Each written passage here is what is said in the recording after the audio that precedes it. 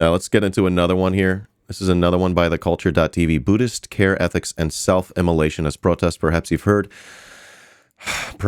before SCOTUS announced, or it was leaked from SCOTUS, the leaked draft opinion that Roe v. Wade would be overturned.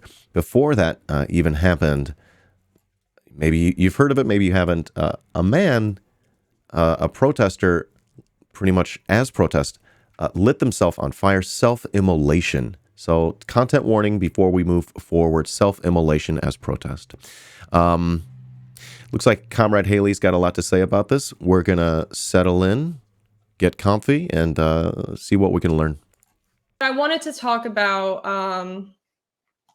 oh my God, I'm already forgetting the, Wynn Bruce. Wynn Bruce is the man who, lit himself on fire in protest at was it the Supreme Court building or the Capitol in DC yesterday or 2 days ago? Supreme Court, I believe. Yeah. So, and this was not even really reported at first in major media, and then they reported on it, but it was more of like a public safety notice. There was no mention of, his rationale for doing so or anything really about him as a person. So I wanted to get, and it sparked this discourse around nonviolent protest, like Buddhist philosophies of resistance, and like environmentalism, and different things. And I've seen a lot of really kind of evil takes on this because they're predicated on a fundamental ignorance of like. So we're saying the fences that are up now around the Supreme Court that everyone's saying are about the abortion ruling have actually been up since this protest. See, that's the thing that I'm a little bit confused about. We were reading something earlier that said that fences were replaced with like really tall fences. So I'm not really quite sure, but yeah, I think it is possible that there were fences up since this happened. Okay, yeah, we'll try to get to the bottom of that, chat. Let me know if you know what's up with that. Yeah, but they're still up. I'm just trying to figure out the timeline. That's all. Maybe there were like other fences that were replaced with even bigger ones. I'm not quite sure. They may have added new ones since, but on the day of the leak, the fences were already up, and that's what's important. Yeah. Okay. Yeah. Okay. All good. Welcome in, Sean Meat. How you doing? Yeah. New chatter hype, y'all. What's up, Sean? What self-immolation actually means and like the history of it. So I wanted to go into this a little bit for you guys. So let me see. Let's do this.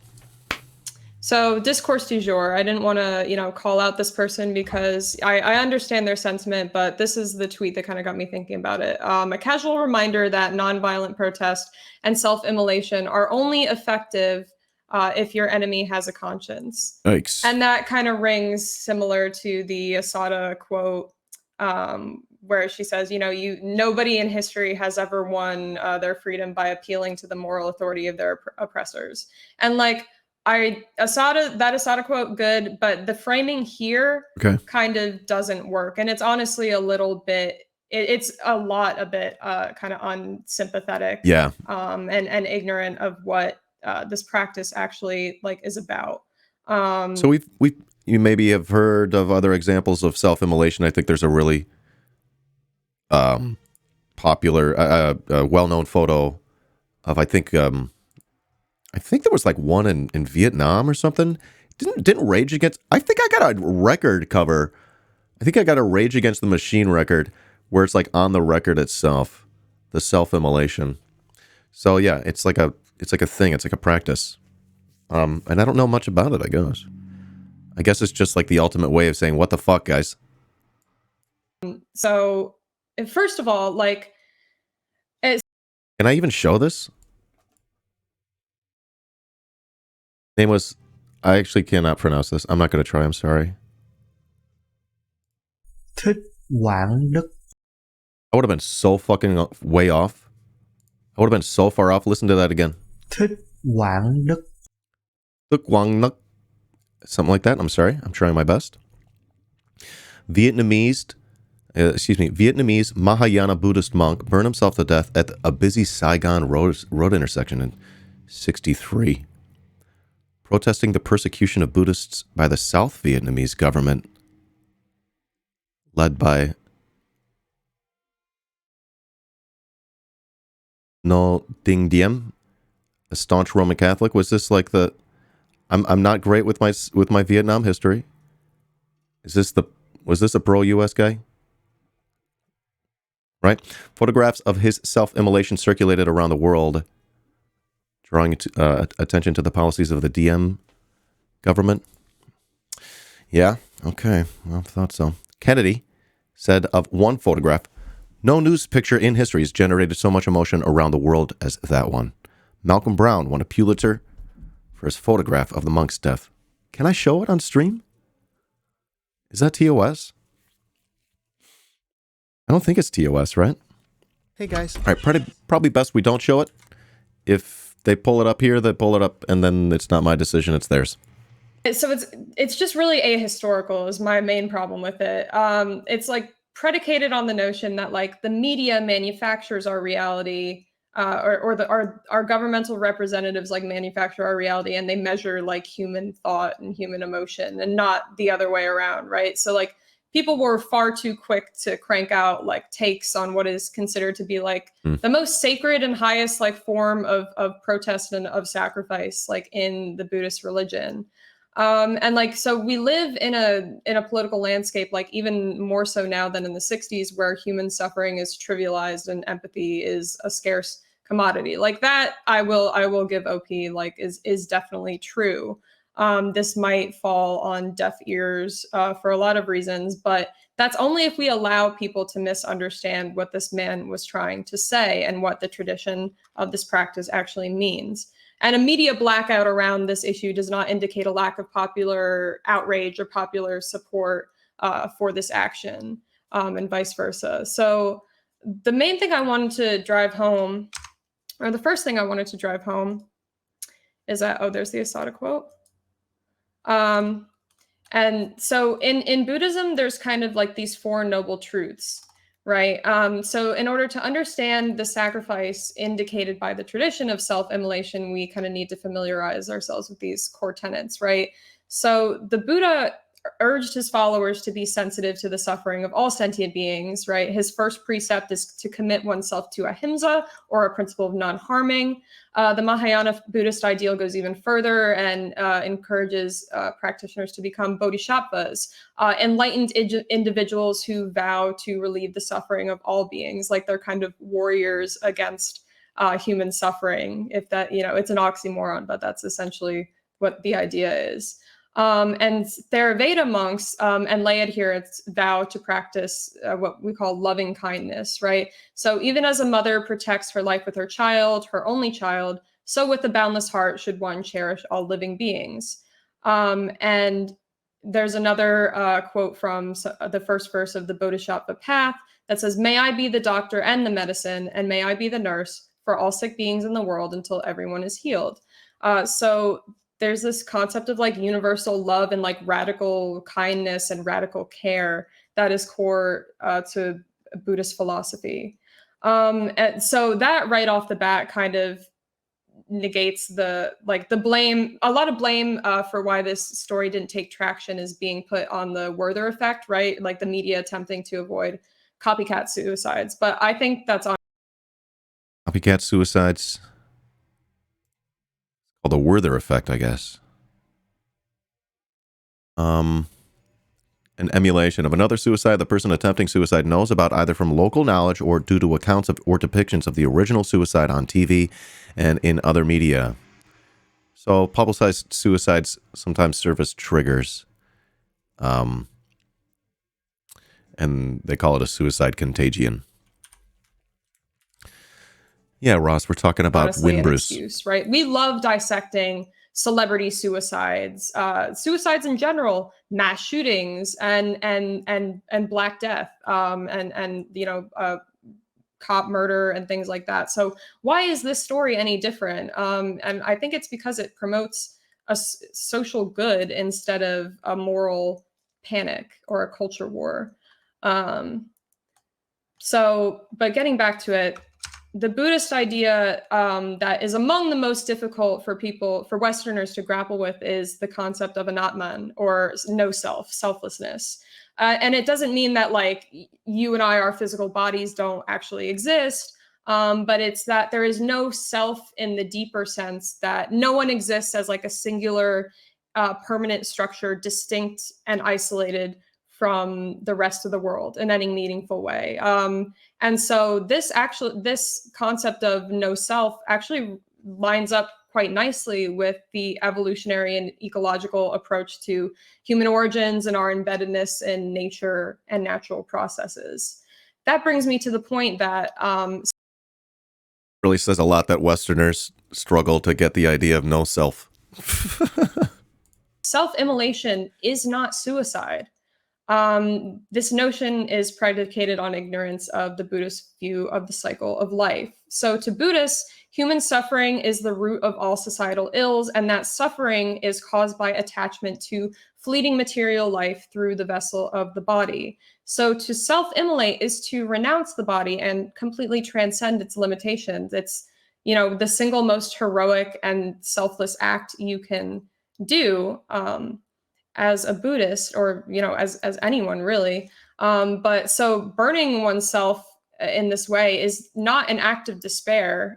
It's not a form of escape. It is an act of love. It's, you know, the ultimate affirmation and endorsement of your beliefs and your values. So to, and in a lot of ways, like to suffer and sever yourself from your body in such a horrific, painful way is akin to, you know, Jesus dying on the cross. Like, so people like Wynn, their sacrifice only means nothing.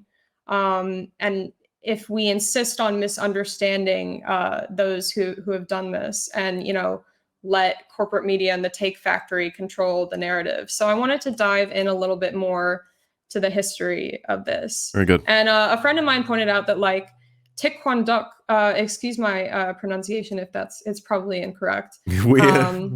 You know, the guy who popularized in 1963, you know, burning himself on the streets of Saigon, popularized this as a modern protest tactic. He also went against an enemy with no conscience, but his legacy touched millions of people. So it's just, so many people lack an understanding of these ethics and of compassion, or excuse me, the ethics. That's a double. I digress. Where'd my boys go? They left her all. I got abandoned live on stream.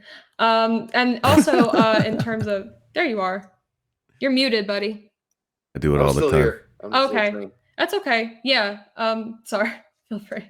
I just get flustered. And also, this man is not the first person to self-immolate in and around DC, even in that, like the past couple of years. You need like a hype man on the show. Just someone go, yeah, I'm good at that. Years. This has happened quite a lot.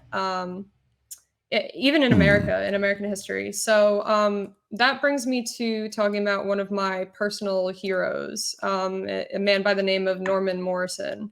Norman Morrison is virtually unknown in the US, but in Vietnam, he's regarded as a hero. He's one of the 8 Americans who self-immolated in protest of the Vietnam War in the 60s. Wow. Norman Morrison was a Quaker. He burned himself alive in front of the Pentagon at the age of 31, right below Secretary of Defense Robert McNamara's office, in protest of the Vietnam War. That was on November 2nd, 1965. God. And Morrison was a vocal opponent of the war. He was constantly writing senators, the president, the Pentagon, religious leaders, anybody who would listen to try to convince them to bring an end to the war. And he was, you know, out there organizing and attending protests. And when these tactics proved unsuccessful, he began considering more extreme measures, kind of in search of his religious higher calling.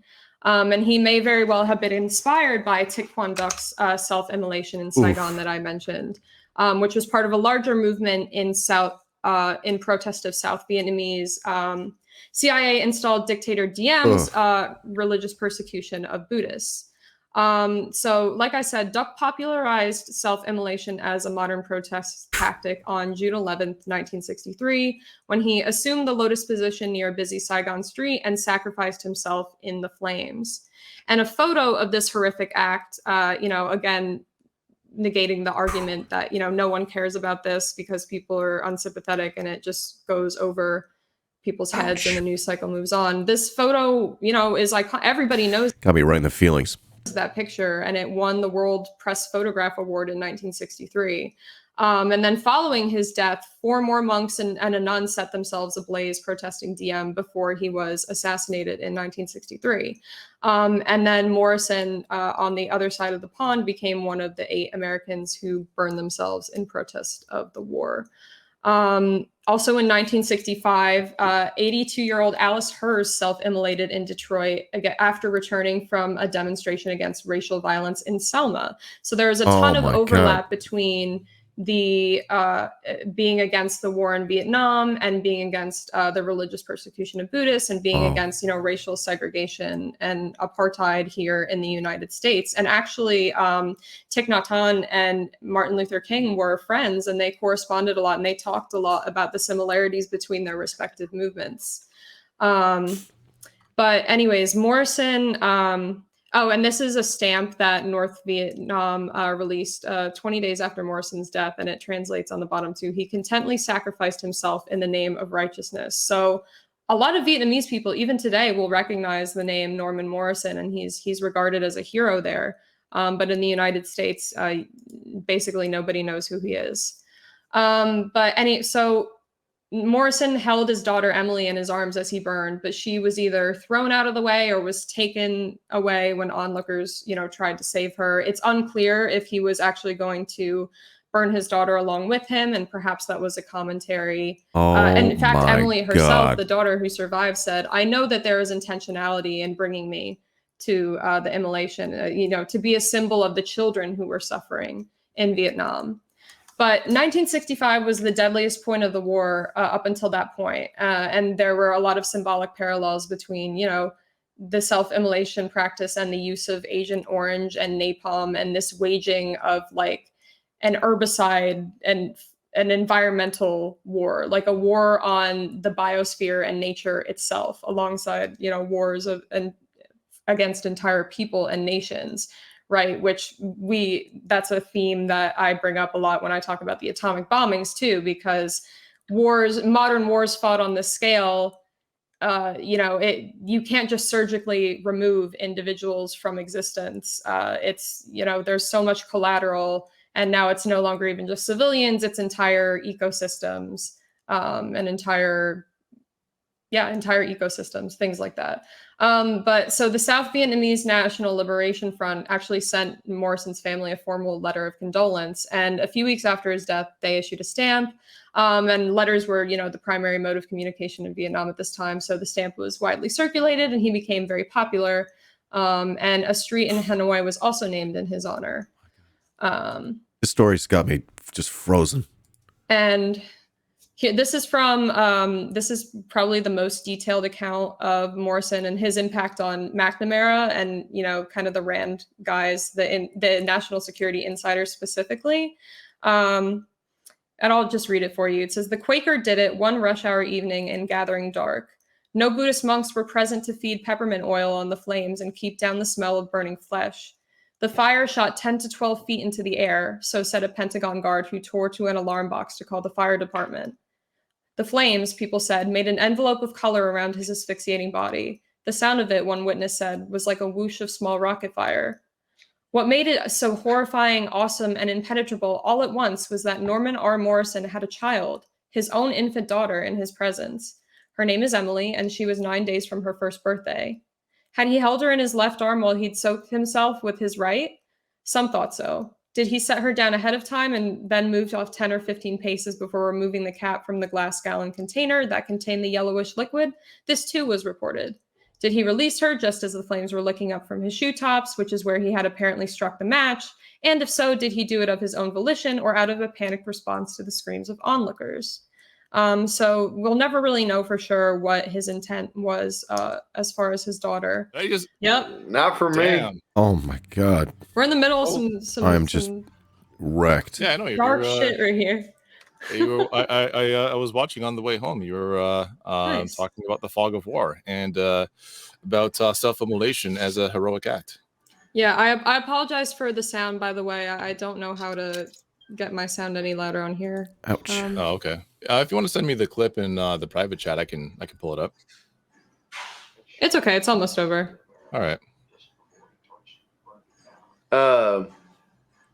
Where he just talked about how he was crying and the guy's wife said something about human beings killing other people. MD's made a great point on the New Frankfurt School before, specifically in the context of our Kanye series where we talk about Hurricane Katrina. There is no catastrophic act of God without humanity being involved. And I think that's something people forget all too often. At the end of the day, a lot of the things we talk about, it is human beings doing it to each other. And I won't touch on the whole Mark Fisher, Nick Bland thing, but those two do like to mystify things, and it is human beings doing stuff. There doesn't need to be a lot of mystification happening. We can explain these things and we can identify the suspects.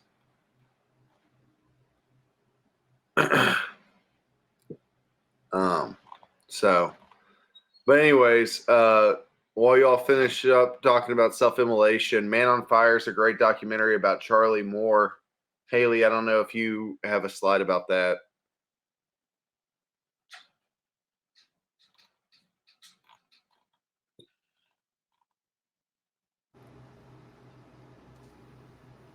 Hailey, you're muted, by the way. Sorry, my mic keeps doing that. No, I don't. I don't have anything. So Charlie Moore, he was an American Methodist minister, social justice, and anti-racist activist. He committed self-immolation in a Texas town. There's a documentary about him called Man on Fire. It came out in 2018. But yeah, that's the only thing I really know about self-immolation until this latest thing happened.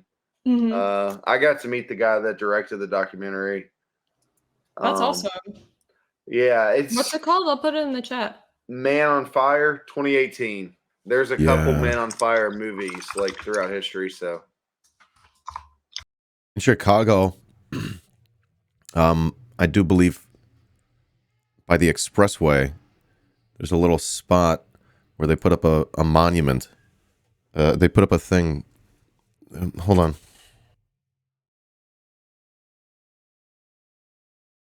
(2006). Malachi Ritzker holds up a sign during an anti-war protest in Chicago from April 2003.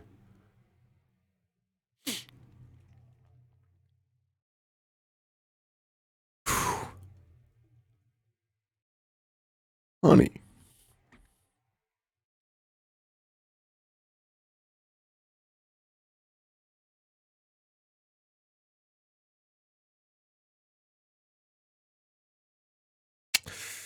Oh, gosh.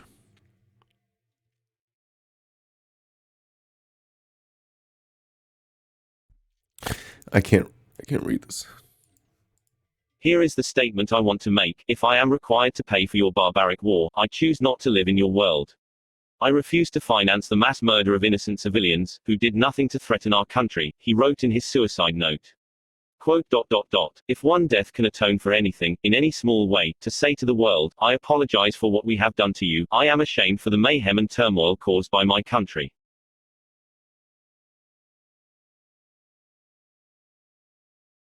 Oh.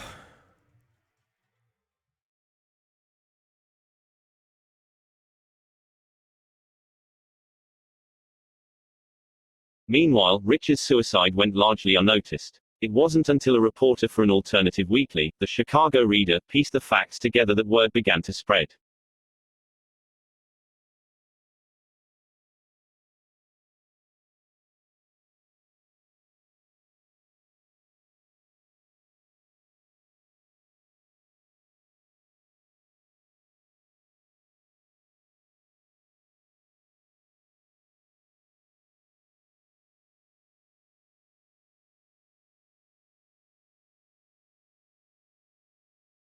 See how his family talks about him even?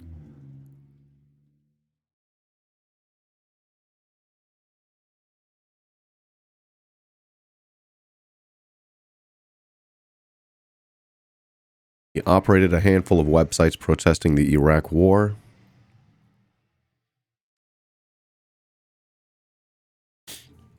This just wrecking me.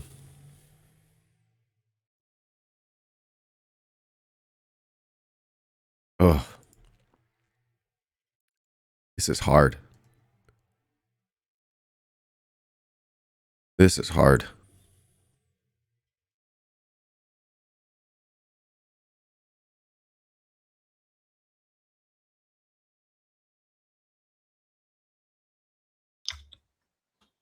Ugh.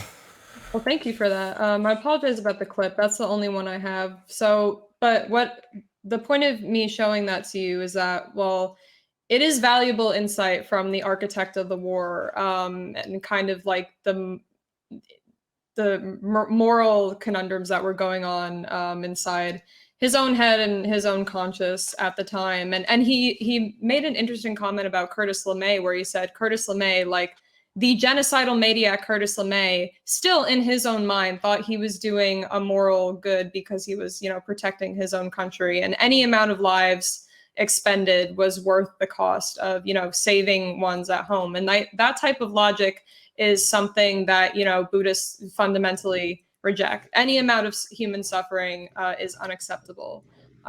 So it kind of reminds me of the quote that Garrus says in Mass Effect, I think 2, about the brutal calculus of war, which is like a huge nerd thing. Mass Effect. Literally, like McNamara would quantify, death by, tallying as many dead Vietnamese bodies as a measure of U.S. success, right? But towards the end of his life in the 90s, McNamara kind of made the shocking admission that we were wrong. We were very, very wrong about the war.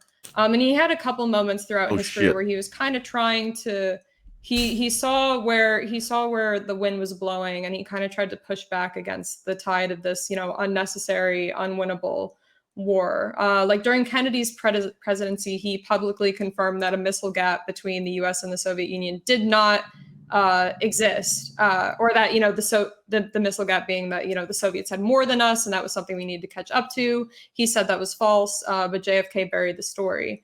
Months later, he again confirmed the strength of the U.S. nuclear arsenal, which vastly outclassed the Soviets. He said that the United States has 3-4 times as many nukes as the Soviets did. That was actually a bit of an understatement. The US actually had 100 times more nukes than the USSR, which had about 250 at the time. And McNamara also confirmed that Kennedy had an exit plan for Vietnam. And we talk about this a lot on this show, where Vietnam and Indonesia were kind of the the larger international underpinnings. That was what made JFK really dangerous, and created the need for him to be eliminated, were that he wanted to give Indonesia its independence, and the war in Vietnam, and take U.S.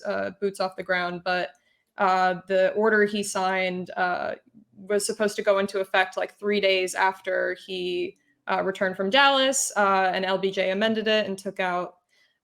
So there's one sentence that was the clause for physically getting Boots off the ground there, and LBJ nixed it for unknown reasons, despite running on ending the war, and it never came to fruition. But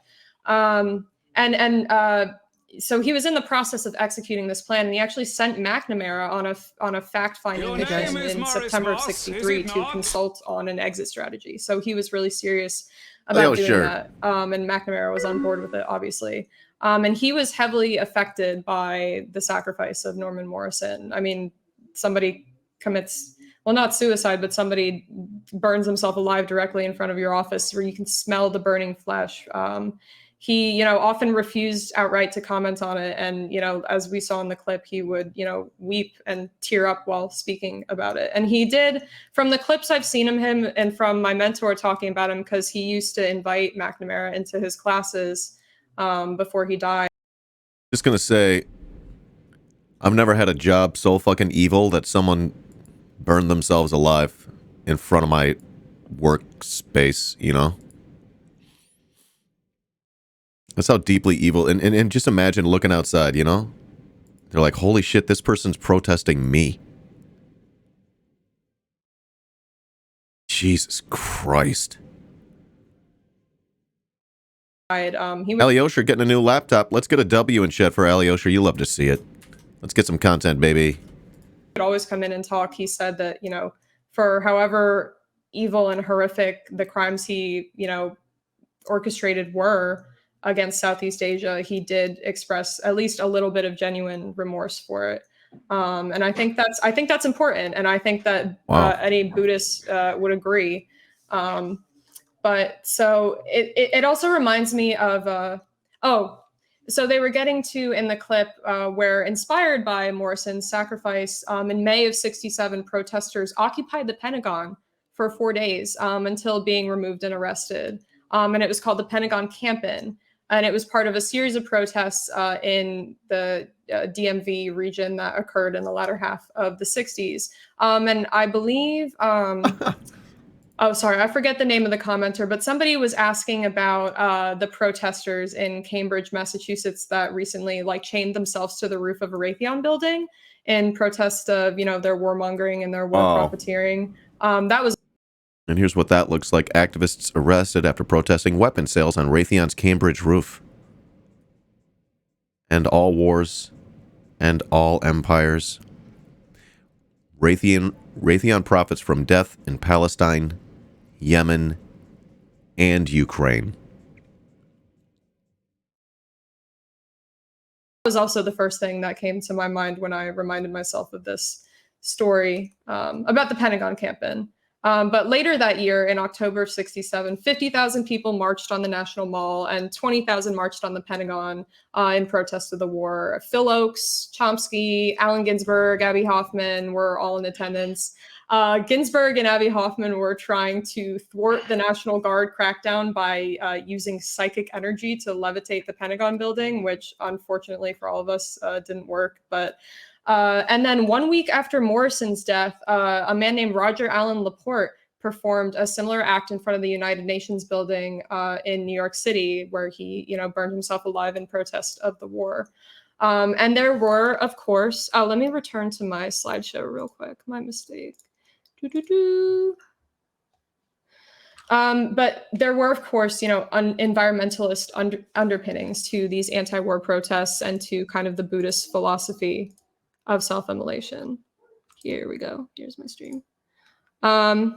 So to dissidents, I'll get to ranch hand in a minute, but to dissidents at the time, their tactics in their minds paled in comparison to the threat of nuclear annihilation, which was very much on the table in the Nixon White House and in regards to Vietnam, and the impact of the United States' new quote unquote herbicidal warfare, what scientists labeled ecocide. It was an assault just not on people, but on the sacred earth and water that sustains them and sustains all life. And the suffering of that herbicidal warfare continues to unfold today in cancers and birth defects. That suffering has resonated throughout generations. So in 1964, a man named Nguyen Van Troy, he was a communist NLF fighter, he attempted to assassinate Robert McNamara.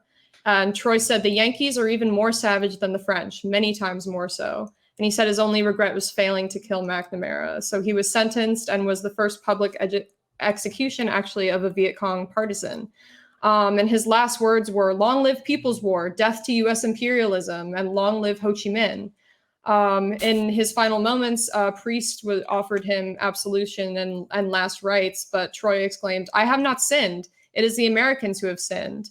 And after the first volley of rounds, he was hit in the chest, but he kept shouting, long live Vietnam, long live Vietnam. And a lot of the journalists that were present started crying and throwing up, and it was a whole thing. But then Jane Fonda actually named her son after this man, Troy.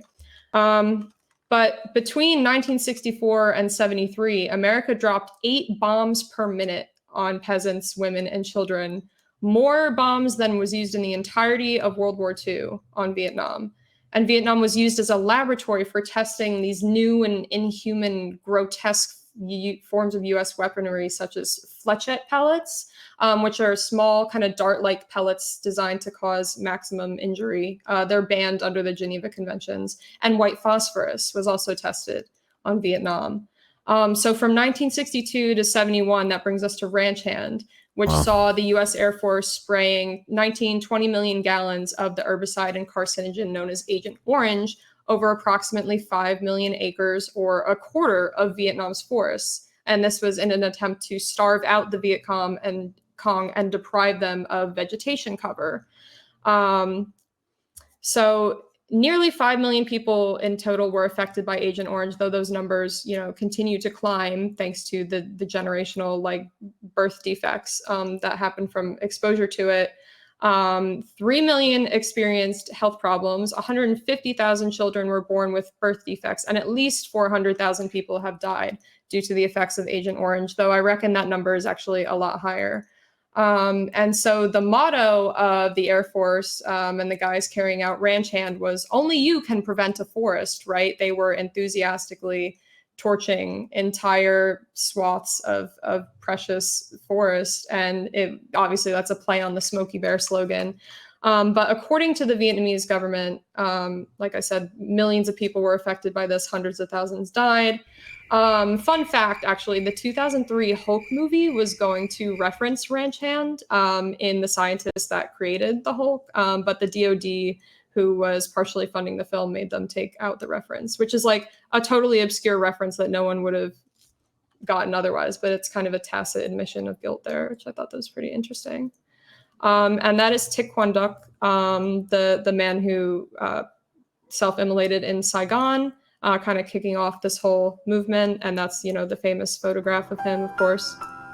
And Thich Nhat Hanh said famously that there are deaths which make one immortal. And I think that is kind of the point of all of this.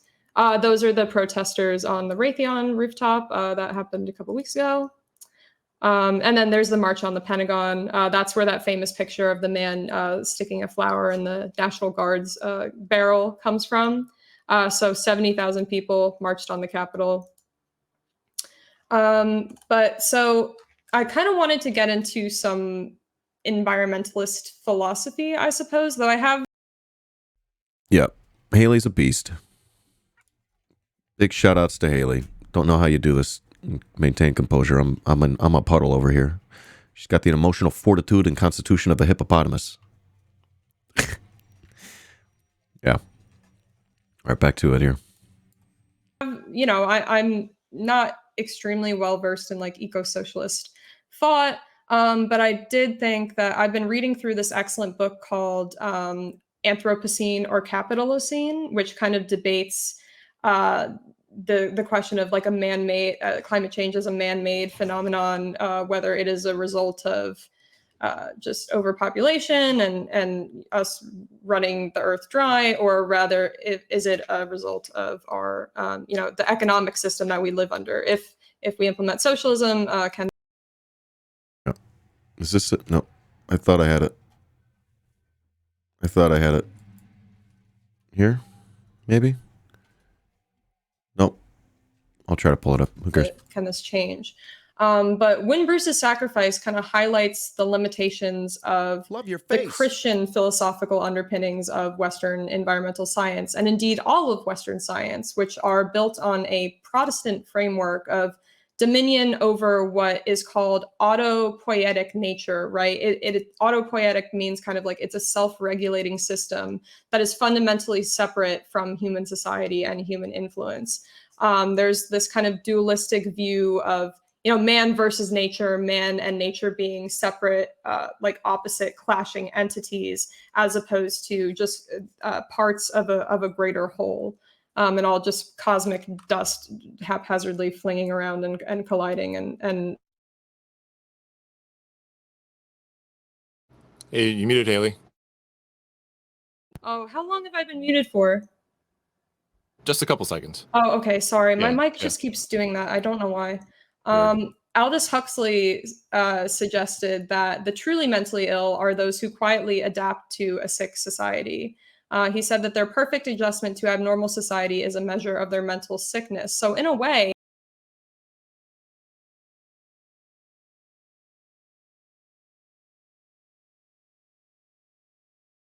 I need to inject that into my veins, dude. Holy shit. I want to mainline that all day. responding to the injustice present in the world in a way as extreme as self-immolation is one of the only sane things you can do. Not that I'm encouraging it, but right, it makes perfect sense in that framing. It's a proportionate response to the horrors that we inflict on the environment, on other people every single day, right? So how would we understand climate change differently through the lens of Buddhist philosophy and what Donna Haraway coined as symbiosis, as opposed to autopoietic systems? So symbiosis, I'm probably butchering that pronunciation. It's a simple word. It kind of means like making with. Nothing makes itself. Nothing is really autopoietic or self-organizing. In the words of the Inupiat computer world game, Earthlings are never alone, truly. And the interconnectedness and interdependent nature of things is at the heart of ecology. And it is also remarkably similar to the fundamental insight of Buddhism, is that concept of dependent co-arising and this notion of togetherness and selflessness, and the idea that we are all part of a larger whole. There is no individuality. We are not separate and apart from the world or nature, or the environment that we live in. We are all living, breathing actors within it. So damaging, like with herbicides and Agent Orange, the lungs of the planet is an affront to all of humanity, and resource scarcity and coal and. Sorry, I'm losing my train of thought here. I'm totally burnt out, but I think you guys get the big idea here. So I just wanted to reframe the discussion around Wynn's sacrifice, and rest in power to him. I really don't want to see any more like dismissive takes of it's not an armed uprising, or nobody's going to care about that. The media is going to pass it by. The media isn't us. The media, The whole point is that the media doesn't represent us, right? I'm sure millions of people have heard about this and been deeply affected by it. So instead of arguing about how right out the gate how it's a lost cause, why don't we try to speak his truth to power and organize around it and try to use this as a point to agitate for more meaningful change? Because that's why he did what he did, was to give us like a step up and to give us a foothold to hopefully leverage a bigger change here. But yeah, I hope that was informative history lesson for you all. No, I absolutely take your point that it's easy to throw your hands up and say, well, nothing's going to make a difference anyway, because the media is not going to report on it as if it was an act of protest against our current climate realities. When frankly, if we agree that the media serves bourgeois interest, then it's not their job. It's their job to downplay it as much as possible. So I'm not really clear on the utility of complaining about it when we know what purpose they serve. So it's I don't know. It's strange in that we at once want major media outlets, which have every interest in making sure that we continue to live life as per status quo, to not take any actions to reduce carbon emissions or to decarbonize altogether, not to move on to truly sustainable energies, to not disrupt the status quo in any way, shape, or form, and simply to pay lip service. That's what they exist to do. They are the bourgeois class's intellectuals.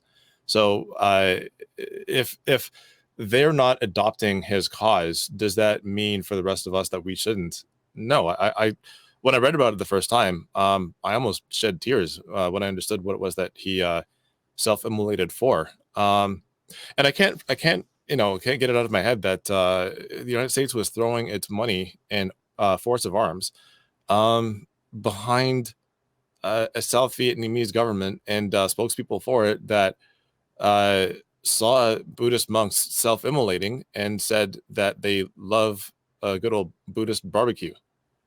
So knowing that that's the callous reaction that self-immolation generated during the Vietnam War, and knowing that that's going to be the result that people continue, or that's going to be the response that people continue to have in any current or future acts of self-immolation, then who is it up to spread the word and take up that cause? It's the rest of us. Yeah, if Buddhist modes of protest and resistance weren't a threat to the status quo in any way, the Christian dictatorship of South Vietnam wouldn't have needed to violently suppress them in the way that they did. They knew there was power behind that. And it would behoove us all to acknowledge that power instead of, because like I said, this was not an act of desperation. This was not giving up. This was not a cynical, jaded act. This was the most clear and intense profession of love for humanity and hope for your fellow man as can probably exist, and that one individual can execute. So why then do we immediately respond with cynicism? Why are we immediately jaded about this? Why don't we, take this story and sit with it for a minute and try to follow in this person's example and the examples of his predecessors? Because there's a strong link between the practice of self-immolation and anti-imperialist and pro-environmentalist, anti-racist, like leftist politics. Just like how I always say that the atomic bomb was intersectional, like war is intersectional, climate change is intersectional. It's going to affect the most vulnerable of society first. And unfortunately, that's not the sections of society that corporate media or politicians care about, but it's one that, we claim to champion. So this is a moment where we need to be prepared for and respond like with principled discussions instead of just kind of, discoursing around somebody's extremely brave sacrifice, I guess. Yeah. If you want to, there's actually a really good article from a number of years back written by, I know that people have their feelings about Christopher Hitchens, and frankly, so do I, but he wrote a really beautiful essay in Vanity Fair. I want to say it was like maybe 15 or 16 years ago in Vanity Fair. And there was a photo essay by his companion, James Natway. And they went to Vietnam and spoke with people that, the third generation of people affected by Agent Orange, and took some photos as well. And it's a heartbreaking and moving essay at the same time. So, the same sort of depth of resolve that goes into an act of self-sacrifice by a monk like Thich Quang Duc, you would find, I think, that exists to this very day. And I think the purpose of the media that we watch and consume is to turn us all into doomers. And I refuse to do that. Yeah. That's why I've tried to distance myself from social media a little bit more in the past couple months too, is because like the cynic that I become the second I log on is not the person that I am in real life. And it's not the way that I want to conduct myself when making whatever sorts of small political changes I want to try to make. It's just antithetical to the revolutionary spirit we're all supposed to have. So despite the fact that it's a very sad and very upsetting story, and perhaps it seems like a futile fight now, I would encourage you to inject a little bit of optimism into this, and take it in your back pocket. And if thinking about it starts to bother you, just remember that he did what he did out of love for you, like for all of us. And that sounds very Disney Channel to say, but it is quite literally true. It is sacred what he did. So yeah, I hope that was enlightening to some people. Just I guess this is me ending on a more positive note than I usually do, but yeah, usually your ending. That's why we try to have you go second last, because your ending notes are usually a little bit doomerish. But it's much appreciated nonetheless. Well said. That's the Culture Club. I'm going to ask everyone to go ahead and make sure you go to the link that's right there. I'll put it in the YouTube as well. Make sure you go there, give it a like, leave a nice comment, and tell them I sent you. Really well said from TheKultureDotTV. That was a lot to handle for me.